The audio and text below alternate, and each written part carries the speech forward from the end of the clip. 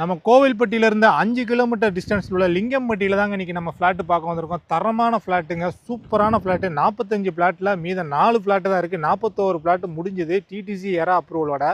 3 flat வடக்கு பார்த்து, ஒரு ஃப்ளாட்டு தெற்கு பார்த்து 30 அடி தார் ரோடு. நான் நிற்கிது வந்து 30 அடி தார் ரோட்டு மேலே. கோவில்பட்டியிலேருந்து கரெக்டாக 6 கிலோமீட்டர் தான். இன்வெஸ்ட்மெண்ட்டுக்கு தரமான இடம். என்றைக்குனாலும் இங்கே லேண்டு வேல்யூஷன் கட்டாயம் ஏறும். ஒரு சூப்பரான ப்ராப்பர்ட்டிங்க. வடக்கு பார்த்து 3, தெற்கு பார்த்து 1.